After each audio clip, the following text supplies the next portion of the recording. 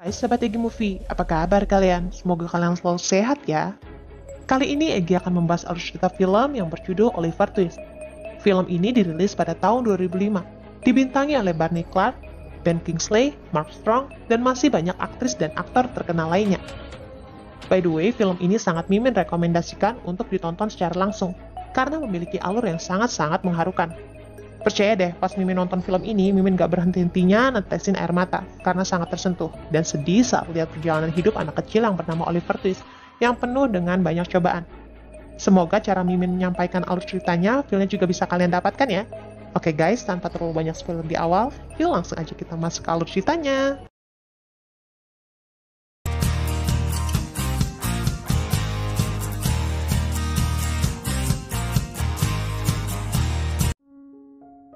Di awal film, kita akan diperkenalkan dengan seorang anak kecil bernama Oliver Twist. Ia adalah seorang anak yatim piatu yang hidup sebatang kara dan tidak mempunyai tempat tinggal. Di usianya yang masih 9 tahun, pasti sudah kita ketahui kalau ia belum memiliki keterampilan, sehingga ia dibawa ke suatu tempat dewan pertemuan di wilayahnya atau panti sosial untuk diajarkan keterampilan yang berguna untuk dirinya kelak saat ia sudah dewasa.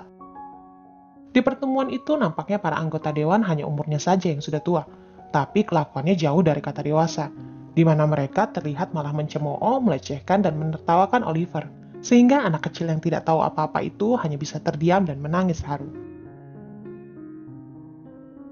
Keesokan harinya, Oliver pun dibawa ke tempat balai latihan kerja, dan sesampainya di sana, kita dapat melihat sekumpulan anak kecil seumuran Oliver yang sedang bekerja dan diawasi secara ketat oleh seorang pengawas. Oliver pun langsung disuruh bekerja seperti anak-anak lainnya untuk memilih serat yang ada di tali. Tujuannya, serat tersebut akan dirajut kembali untuk membuat tali tambang yang baru dan digunakan untuk kapal-kapal milik kerajaan. Pria tua itu juga berkata bahwa yang dilakukan oleh Oliver serta anak-anak lainnya merupakan sebuah bentuk pengabdian pada kerajaan dan negara mereka. Hingga Oliver yang memang masih muda dan masih polos pun hanya bisa mengikuti instruksi dari pria tua itu. Di malam harinya saat anak-anak di camp pelatihan itu sedang terlelap tidur, tiba-tiba saja Oliver terbangun, dikarenakan salah satu temannya bernama Tom gelisah dan tidak bisa tidur karena sangat kelaparan. Dan tidak hanya Tom saja, ternyata anak-anak lainnya juga menahan lapar di waktu tidurnya. Karena memang di sana mereka hanya ditekankan untuk bekerja tanpa diimbangi kehidupan yang layak. Namun Oliver yang masih belum mengerti situasi dan kondisi di sana pun tampak kurang memperhatikan hal itu, dan ia pun kembali tidur dan tak mengindahkan Tom yang masih terjaga dalam laparnya. Keesokan harinya, terlihat semua anak begitu antusias untuk mengantri dan mengambil jatah makan pagi mereka. Setelah berdoa dan mendapatkan instruksi dari kepala penjaga di sana, mereka pun dengan lahapnya menyantap bubur di hadapan mereka. Dan tak lama kemudian, setelah sarapan pagi, salah satu anak di sana membuat sebuah undian, di mana nantinya siapa anak yang terpilih dan memenangkan undian tersebut, maka ia akan mendapatkan tambahan jatah makanan dari kepala pelayan. Dan beruntungnya undian tersebut dimenangkan oleh Oliver. Sehingga tepat di jam makan malam setelah menghabisi bubur di mangkuknya, Oliver pun dengan percaya diri meminta jatah tambahan untuk dirinya. Namun malangnya bukan bubur yang ia dapatkan, melainkan sebuah pukulan dari kepala penjaga di sana, sehingga membuat Oliver pun berusaha menghindar dan berlari ketakutan. Di sisi lainnya, para dewan yang mengetahui kalau kelakuan Oliver Twist sudah kelewat batas karena telah berani meminta jatah makanan tambahan, mereka pun memutuskan untuk menghukum Oliver dengan menjual Oliver dengan harga 5 pounds bagi siapa saja orang yang ingin mengambil anak malang itu. Mereka bahkan sudah tidak peduli apakah anak itu akan dijadikan budak pekerja atau akan diasuh oleh pembelinya. Hingga datanglah seorang pria bernama Mr. Gumfield yang berniat untuk membeli Oliver yang akan memperkerjakannya sebagai pembersih cerobong asap. Namun rencana penjualan itu digagalkan oleh hakim pengadilan karena sang hakim merasa kasihan setelah melihat mimik wajah Oliver yang memelas. Namun beberapa hari kemudian, Oliver dibeli dengan harga jual yang lebih tinggi oleh seorang pria bernama Mr. Sawberry yang merupakan pemilik toko peti mati. Sehingga Oliver pun dibawa paksa agar pergi dan tinggal di kediaman pria itu. Tinggal di kediaman Mr. Sawberry tidaklah merubah kehidupan Oliver. Malahan di sana ia sangat diperlakukan tak layak oleh Mr. dan Mrs. Sawberry. Oliver bahkan hanya diberi makanan dari sisa-sisa makanan anjing, dan ia pun tidur di dekat peti-peti mati dengan alas dan selimut seadanya. Penderitaan Oliver nampaknya tidak berakhir sampai di sana saja, karena ada seorang anak laki-laki bernama Noah yang juga tinggal dan bekerja di kediaman Mr. Soberry. Noah sangat tidak menyukai keberadaan Oliver. Ia pun dengan terang-terangan memperlihatkan ketidaksukaannya kepada Oliver. Dan tidak hanya itu, Oliver juga mendapatkan perlakuan tidak layak dari pelayan di sana, di mana Noah diperbolehkan makan di atas meja, sedangkan Oliver hanya boleh makan di lantai. Namun Oliver nampaknya tidak memperdulikan semua itu. Ia hanya berusaha tetap bekerja dengan baik di toko milik Mr. Soberry. Di sela-sela pekerjaannya, Mr. Soberry mulai memperhatikan wajah murung dan kesedihan yang terpancar dari wajah Oliver. Seketika, Mr. Soberry memiliki ide yang dapat mendatangkan keuntungan tambahan bagi dirinya, yaitu menjadikan Oliver sebagai pengiring jenazah anak-anak. Hingga Oliver pun mau tak mau mengikuti kemauan sang majikan yang menjadikannya sebagai pengiring jenazah.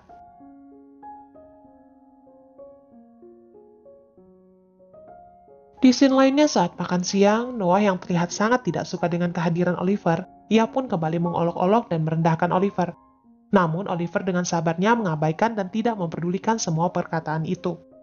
Namun saat Noah sudah kelewat batas karena telah menghina, mengolok-olok dan merendahkan almarhum ibunya, Oliver pun seketika menjadi sangat marah, hingga ia pun memberi pelajaran dengan mendorong dan memukul wajah anak pengganggu itu.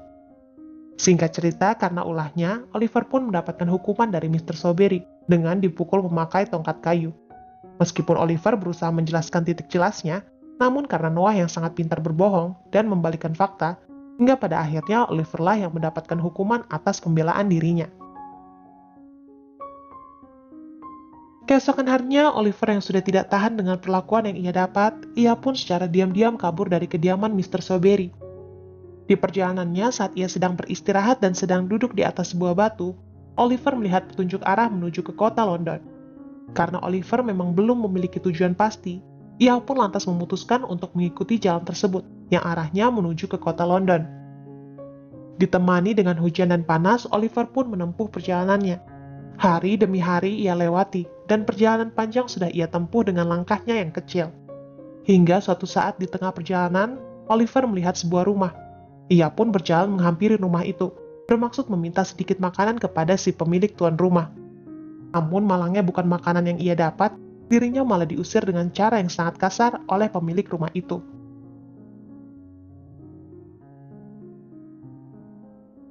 Sudah berhari-hari Oliver menempuh perjalanannya dengan bekal yang sudah tidak tersisa, sehingga Oliver yang sangat lemah pun akhirnya pingsan di perjalanan.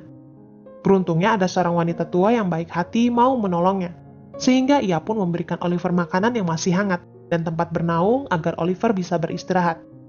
Setelah mengucapkan banyak terima kasih kepada wanita tua itu, Oliver pun kembali melanjutkan perjalanannya. Singkat cerita, setelah berjalan selama 7 hari, akhirnya Oliver sampai di kota tujuannya. Dan saat ia sedang duduk terbaring lemah karena sangat kelelahan dan kelaparan, Oliver bertemu dengan seorang anak kecil seumuran dengannya. Anak itu bernama Jack. Ia merupakan seorang pencuri yang handal. Terbukti saat ia sedang berbicara dan berkenalan dengan Oliver, ia dapat mengambil beberapa makanan untuk diberikannya pada teman barunya itu. Dan tidak hanya sebatas memberikan makanan, Jack juga membawa Oliver ke kediamannya, yang merupakan tempat tinggal komplotan para pencuri, yang dinaungi oleh seorang ketua yang bernama Fagin. Oliver pun disambut baik oleh Fagin, serta anak-anak lainnya. Dan hingga pada akhirnya, Oliver pun diterima dan dipersilakan untuk tinggal bersama dengan mereka.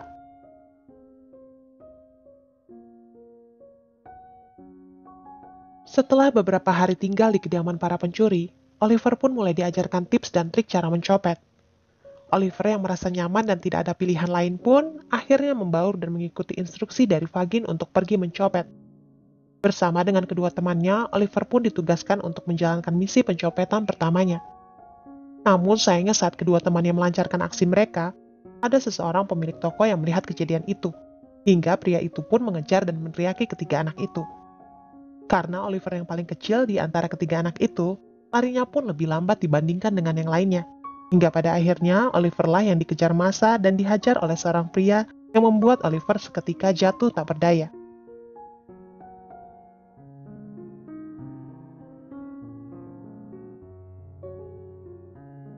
Tak lama kemudian, Oliver pun dibawa ke persidangan untuk diadili. Setelah mendapatkan penjelasan dari saksi dan pemilik barang yang dicopet, Oliver pun mendapatkan hukuman selama 3 bulan penjara. Namun beruntungnya sang pemilik toko yang melihat kejadian itu, secara langsung ia pun bersaksi bahwa bukan Oliver lah pencurinya, melainkan dua orang anak lain yang ia tak tahu di mana keberadaannya. Dengan adanya kesaksian itu, hingga pada akhirnya Oliver pun terbebas dari hukuman penjaranya. Saat melihat Oliver terbaring lemah, Mr. Brownlow yang dompetnya tadi telah dicuri merasa bersalah dan kasihan pada anak malang itu. Hingga ia pun memutuskan untuk membawa dan mengasuh Oliver ke kediamannya di Pentonville. Di sisi lainnya, Fagin yang tahu kalau Oliver kini telah tertangkap dan ditahan di kantor polisi, ia pun seketika marah besar kepada Dogger dan yang lainnya. Ia takut jika Oliver membuka mulut dan membongkar jaringan pencuriannya, maka ia akan ditangkap dan dijebloskan ke dalam penjara. Sehingga untuk menutupi hal itu, ia pun meminta anak buahnya yang bernama Nancy untuk pergi ke kantor polisi dengan berpura-pura menjadi kakaknya Oliver. Sesampainya di sana, Nancy pun menanyakan keberadaan sang adik. Dan seperti yang kita ketahui, bahwa Oliver telah dibawa pergi dan akan diasuh oleh Mr. Brownlow. Sebelum Nancy pergi, penjaga itu pun memberikan kartu nama Mr. Brownlow yang tanpa sengaja terjatuh di lantai. Sehingga Nancy pun kembali pulang ke kediamannya dengan membawa kartu nama milik Mr. Brownlow. Di tempat lain di kediaman Mr. Brownlow, karena kasihan dan percaya bahwa tersimpan kebaikan di dalam diri Oliver, Mr. Brownlow pun mengangkatnya menjadi anak asuhnya, meski temannya Mr. Brownlow memperingati bahwa Oliver bisa saja merupakan komplotan para pencuri. Mr. Brownlow tetap percaya bahwa Oliver adalah seorang anak yang baik. Singkat cerita, kehidupan Oliver pun semakin hari semakin membaik selama tinggal di sana. Ia mendapatkan makanan dan tempat tinggal yang layak. Dan tidak hanya itu saja, ia juga diperbolehkan untuk membaca semua buku koleksi milik Mr. Brownlow. Besar harapannya suatu saat nanti Oliver bisa menjadi orang yang pintar dan pribadi yang jujur. Namun sayang di saat kehidupan Oliver yang saat ini sudah terjamin, dua anak buah Fagin, Nancy serta Bill terlihat sedang mengamati Oliver dari kejauhan. Mereka berniat menculik dan membawa kembali Oliver ke kediaman mereka untuk dijadikan seorang pencuri. Setelah beberapa hari di sana, kesempatan yang ditunggu-tunggu mereka pun tiba. Suatu hari saat Oliver menawarkan diri pada Mr. Brownlow untuk mengembalikan buku serta uang milik kerabat Mr. Brownlow, di perjalanannya Oliver pun ditangkap oleh Nancy yang berpura-pura menjadi kakak Oliver. Ia mengatakan pada semua orang bahwa Oliver adalah adik kandungnya yang telah kabur dari rumah orang tua mereka. Dibantu dengan aktingnya Bill yang mengatakan hal sama, hingga akhirnya semua orang pun percaya dan membiarkan Nancy dan Bill membawa Oliver pergi dari sana. Sesampainya di kediaman Fagin, buku dan uang milik Mr. Brownlow pun diambil secara paksa oleh Bill. Oliver yang takut Mr. Brownlow mengira dirinya adalah seorang pencuri, ia pun berusaha menjelaskan dan meminta barang-barangnya kepada Fagin. Namun karena Fagin nampak tidak mempedulikan hal itu, Oliver pun berlari dan berusaha kabur untuk mencari bantuan polisi. Namun sayangnya usahanya itu sia-sia, dan ia pun kembali tertangkap oleh Fagin. Kesal dengan tingkah Oliver yang berusaha kabur, Fagin pun memukul Oliver berkali-kali dengan tongkat kayunya. Beruntungnya Nancy segera menghentikan hal itu, karena menurutnya perlakuan Fagin kepada Oliver sudah kelewat batas. Malam itu semua pakaian bagus yang dikenakan Oliver pun dilucuti, sehingga ia kembali memakai pakaian lusuh dan tidur di ruangan sempit yang dikunci rapat oleh Fagin. Keesokan harinya, Fagin pun mencoba berbaikan dengan Oliver, dengan mengatakan kalau ia merasa sangat bersedih hati karena sebelumnya telah kehilangan Oliver. Ia juga mengungkapkan jasa-jasanya karena telah menerima dan memperbolehkan Oliver untuk tinggal di kediamannya. Dan tidak hanya itu, Fagin juga berusaha menanamkan jiwa pencurinya kepada Oliver, dengan berkata, jika ia tidak mengambil barang milik orang lain, maka akan ada pencuri lainnya yang akan mengambil barang itu. Namun karena Oliver sudah mengetahui sifat asli dari Fagin, ditambah ia juga telah mendapatkan nasihat yang baik dari Mr. Brownlow, ia pun nampak tidak memperdulikan semua perkataan yang keluar dari mulut busuk Fagin.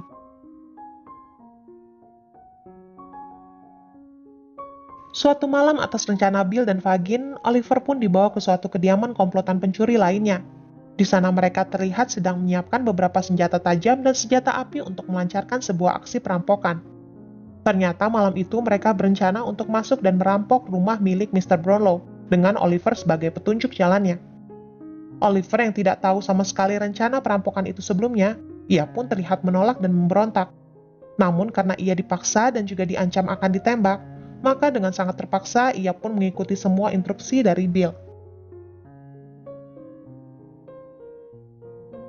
Melalui jendela kaca, secara diam-diam mereka pun menyelinap masuk ke rumah Mr. Brownlow. Sesampainya di dalam, Oliver pun berusaha kabur dengan menaiki anak tangga. Namun karena ia kembali diperingatkan dan kembali diancam akan ditembak, Oliver pun mengurungkan niatnya untuk kabur dari pengawasan Bill. Di sisi lainnya, mendengar ada suara berisik di dalam rumahnya, Tuan Brownlow pun terbangun dan segera keluar dari kamarnya. Setelah melihat Mr. Brownlow, Oliver pun segera berlari berteriak dan meminta tolong kepada Mr. Brownlow. Namun sayang bertepatan dengan itu, Bill menembakkan senjata apinya, dan tembakannya tepat mengenai lengan Oliver, sehingga ia pun terjatuh dan tersungkur pingsan dari anak tangga. Mr. Brownlow yang melihat kejadian tepat di depan matanya hanya bisa terdiam. Sungguh ia tak mengerti dengan kenyataan sesungguhnya yang terjadi pada anak malang itu. Dengan badan yang lemas dan lengan penuh darah, Oliver pun diangkat dan dibawa kembali ke kediaman Fagin. Sesampainya di sana, Nancy dan Fagin pun dengan segera merawat dan mengambil peluru yang bersarang di lengan Oliver. Keesokan harinya, Fagin dan Nancy mendatangi kediaman Bill, yang kemarin terjatuh ke sungai saat kabur dari kediaman Mr. Brownlow. Di momen ini, Bill berkata bahwa ia akan segera membunuh Oliver setelah dirinya pulih. Menurutnya, selama Oliver masih hidup, maka ia bisa saja memberitahukan kejahatan mereka pada pihak yang berwajib. Mendengar hal itu, Fagin pun sangat menyetujui tindakan yang akan dilakukan oleh Bill. Di sisi lainnya, Nancy yang memang kasihan dengan nasib Oliver, setelah mendengar rencana Bill yang akan membunuh anak itu, ia pun memberanikan diri dengan mempertaruhkan nyawanya bertemu dengan Mr. Brownlow dan memberitahukan kejadian yang sesungguhnya pada pria tua itu. Namun sayang, Mr. Brownlow sedang tak ada di rumahnya, sehingga Nancy pun berpesan pada pelayan Mr. Brownlow untuk mengatakan bahwa Oliver tidak bersalah. Nancy juga meminta agar Mr. Brown mau menemuinya di malam minggu, di suatu tempat, dan setelah itu Nancy pun pergi meninggalkan kediaman Mr. Brownlow. Suatu malam, tepatnya di malam pertemuan antara Nancy dan Mr. Brownlow, Nancy terlihat sedang bersiap-siap untuk bertemu dengan Mr. Brownlow.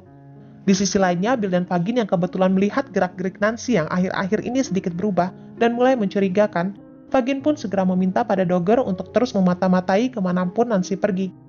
Ia ingin tahu semua hal yang dilakukannya, kemana ia pergi, bertemu dengan siapa, dan apa keperluannya. Dengan diiming-imingi uang dan hadiah dari Fagin, Dogger pun dengan senang hati menyetujui perintah itu. Tepat di tengah-tengah jembatan, Nancy pun bertemu dengan Mr. Brownlow. Di kesempatan itu, Nancy menceritakan semua kejadian yang sebenarnya pada Mr. Brownlow, mengenai Oliver yang kini tengah ditahan oleh komplotan para pencuri. Nancy juga memberikan alamat tempat tinggal Fagin. Bahkan Nancy juga meminta agar Mr. Brownlow segera melaporkan semua hal ini kepada polisi di malam itu juga. Dan setelah itu, Nancy pun bergegas pergi meninggalkan Mr. Brownlow. Dogger yang melihat dan mendengar semua percakapan Nancy dan Mr. Brownlow pun segera bergegas pergi dan segera melaporkan hal itu kepada Fagin. Bill yang kebetulan juga berada di sana setelah mendengar kalau Nancy telah berkhianat, ia sudah tidak bisa mengontrol emosinya. Dan dengan terburu-buru, ia pun segera pulang ke kediamannya. Dan sesampainya di rumah, setelah bertemu dengan Nancy, tanpa pikir panjang, Bill pun langsung memukul dan membunuh Nancy dengan sangat brutal dan kejam.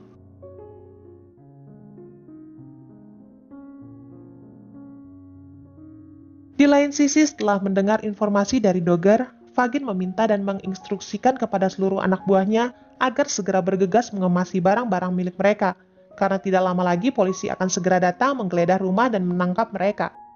Sebelum pergi, tak lupa juga Fagin mengamankan berangkas miliknya yang penuh harta hasil pencurian anak-anak asuhnya. Dan setelah itu, Fagin pun mengajak semua anak asuhnya mengungsi ke kediaman pencuri lainnya. Singkat cerita, berita pembunuhan tragis terhadap Nancy sangat mengejutkan seluruh isi kota. Berita itu pun dimuat di seluruh surat-surat kabar yang beredar. Di surat kabar itu juga tertulis bahwa Nancy telah dibunuh oleh kaki tangan penjahat yang sangat berbahaya bernama Fagin dan Bill. Oleh sebab itu, polisi menghimbau bagi siapa saja yang melihat dan menemukan kedua penjahat itu agar segera melapor. Dan sebagai tambahan keterangan dari pihak kepolisian, kemanapun Bill selalu pergi, ia selalu ditemani dengan seekor anjing putih yang galak. Bak seperti diarahkan Tuhan untuk melindungi Oliver dan mengungkapkan misteri kejahatan yang telah terjadi, anjing kesayangan milik Bill tiba-tiba saja kabur dari pemiliknya, sehingga anjing itu pun ditemukan oleh polisi.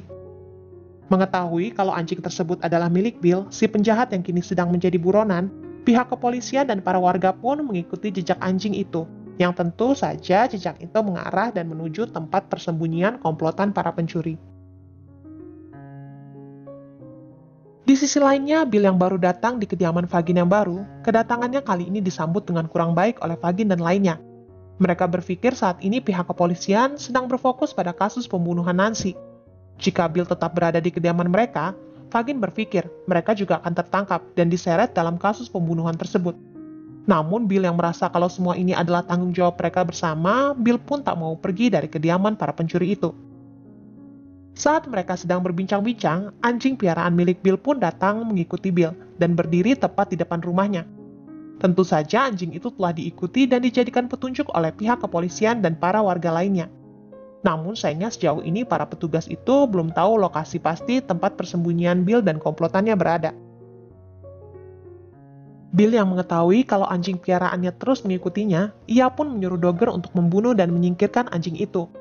Namun karena Dogger merasa bersalah karena telah menyebabkan kematian Nancy, ia pun menolak mentah-mentah perintah dari Bill. Dan tidak hanya itu saja, Dogger malahan menyerang Bill dan menumpahkan kekesalan hati kepadanya. Dan tidak lama kemudian, Dogger pun segera berteriak di jendela kepada seluruh polisi. Ia berkata, disinilah tempat Fagin dan Bill berada. Bill yang mengetahui kalau saat ini posisinya telah dikepung oleh pihak kepolisian, ia pun segera menarik Oliver dan membawanya ke atap rumah persembunyian mereka. Ternyata Bill menjadikan Oliver sebagai tameng agar bisa kabur dan mengelabui pihak kepolisian.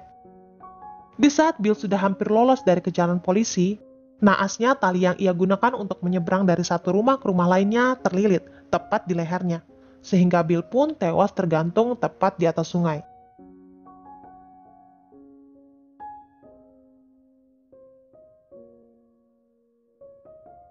Hingga pada akhirnya Oliver pun terlepas dari penderitaan yang selama ini dijalaninya. Dari seorang buruh pengupas tali hingga menjadi seorang pencuri. Ia memulai awal baru kehidupannya bersama dengan Mr. Brownlow, dengan masa depan yang cerah dan menjanjikan.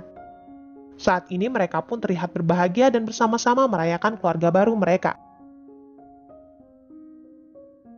Terlepas dari kebahagiaan yang saat ini dirasakannya, jauh di dalam lubuk hati Oliver masih ada satu hal yang mengganjal. Ternyata ia masih ada rasa kasihan kepada Fagin yang dulu pernah menerima dan membantunya saat ia sedang dalam kesulitan. Oliver pun lantas meminta pada Mr. Brownlow agar mau menemaninya untuk menemui Fagin di penjara. Dan tentu saja dengan senang hati Mr. Brownlow pun menyetujui permintaan anak asuhnya itu. Setelah bertemu dengan Fagin, kita bisa melihat kondisi pria tua itu yang sangat menyedihkan. Ia hidup dengan kesendirian dalam keadaan tertekan dan kehilangan akal sehatnya. Namun saat Fagin melihat kehadiran Oliver, ia pun seketika tersadar dan segera memeluknya dengan rasa yang sangat bahagia. Ia tak menyangka di saat Oliver dalam keadaan bahagia tanpa kekurangan apapun, anak itu masih mau memikirkannya dan mau menemuinya. Fagin juga meminta maaf dan sangat menyesal atas perbuatannya yang telah ia lakukan kepada mantan anak asuhnya itu. Di momen pertemuannya ini, Oliver mengajak Fagin untuk berdoa bersama, meminta ampunan pada Tuhan atas dosa-dosa yang pernah mereka lakukan. Sebelum pergi, Fagin membisikkan sesuatu kepada Oliver, di mana ia telah menyerahkan seluruh harta warisan yang ia simpan kepada Oliver. Diiringi dengan tangisan dan derayan air mata, akhirnya mereka berdua pun berpisah.